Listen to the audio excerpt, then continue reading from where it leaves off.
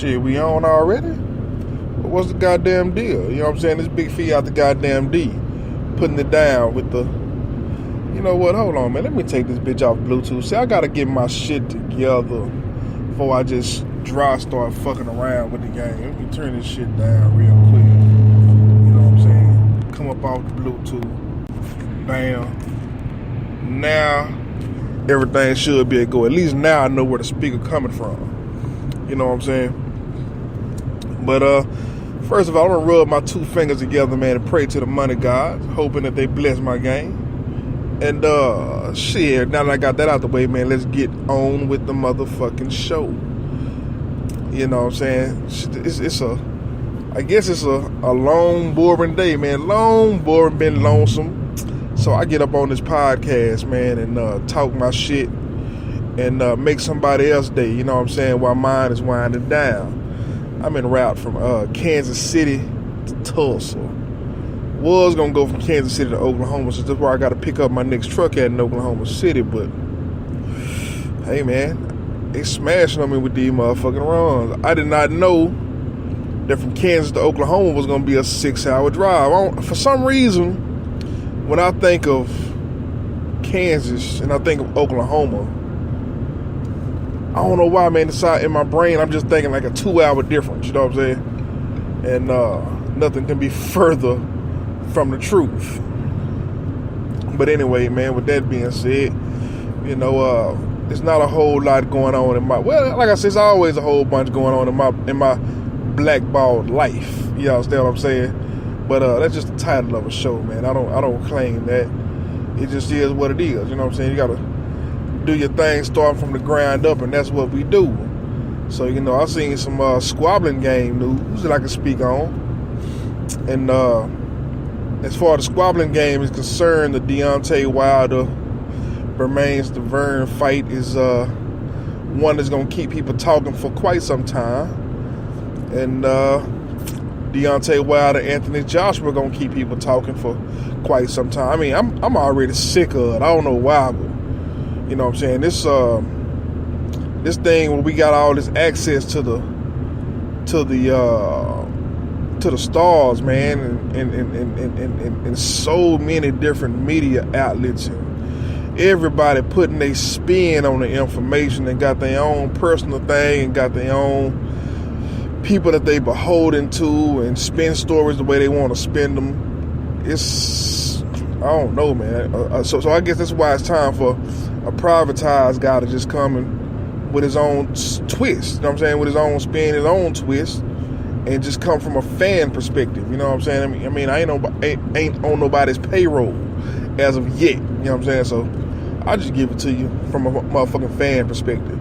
That's why we have the Squaublin Game podcast, you know what I'm saying? Which, funny, man, I used to think that I was a MMA guru, well, UFC guru, you know what I'm saying? Because it's too many MMA shows, man, to watch all of them. But getting into the MMA game, man, it used to just be so fun, you know what I'm saying? Because, you know, the camps are thick, everybody in camp together, you know what I'm saying?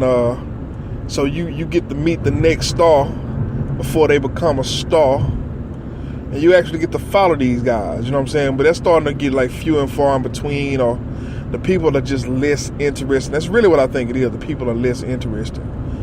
And so, you know, unfortunately, man, I'm starting to lose a little interest in the UFC, you know.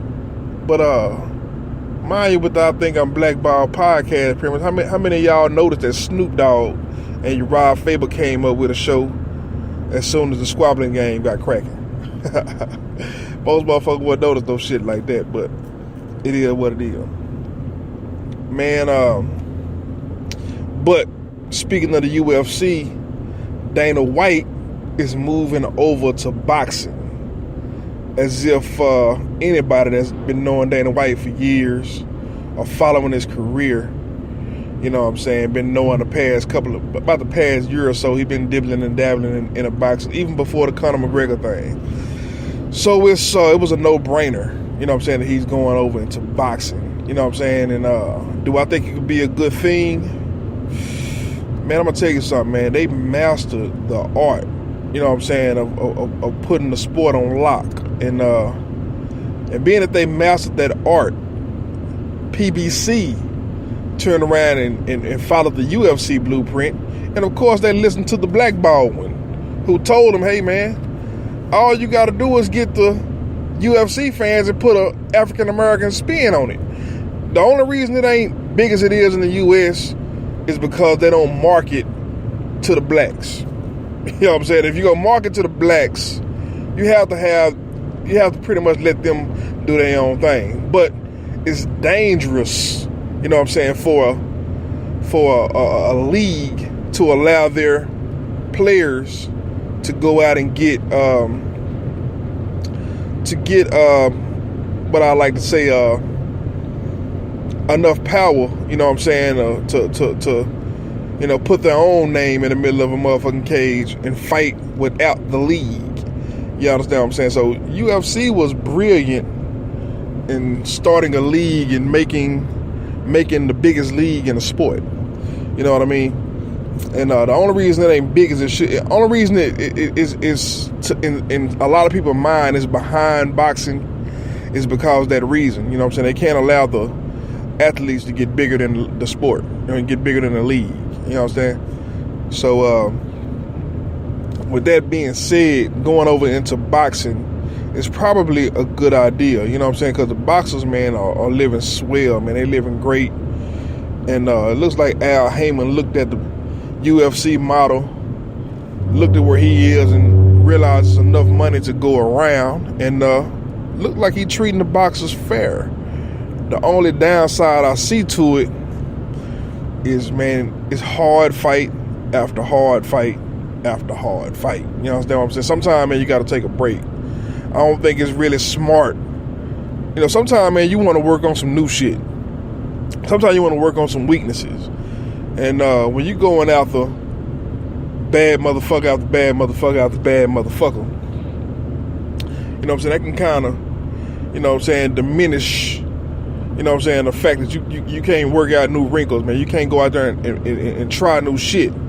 Because you try some new shit on this motherfucker and you might, you know, look at Austin Trout, you know, the last Austin Trout fight, you know what I'm saying, which the boy looked good out there, man, until he didn't have a plan B. You know what I'm saying? And you see what happened since he didn't have a plan B. You know what I'm saying? And the guy that he was fighting, you know, some people would probably consider that one of the weaker middleweights. You know, so it is what it is, man. Everybody tough nowadays. You know what I'm saying? You go in there, man, you got to go in there willing to fight the best. You know what I'm saying? So, but anyway, for the Squaublin game edition, I'm going to state this right here, man. My prediction, okay, because Dana White done already went into boxing. I predicted that too, probably about a year ago. I just seen it coming. But now my prediction is we got the WBC, WBO, IBF, and probably many more.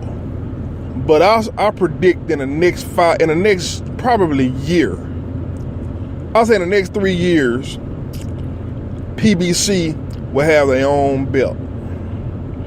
And in the next 5 years, the PBC belt will be the most prestigious belt in boxing.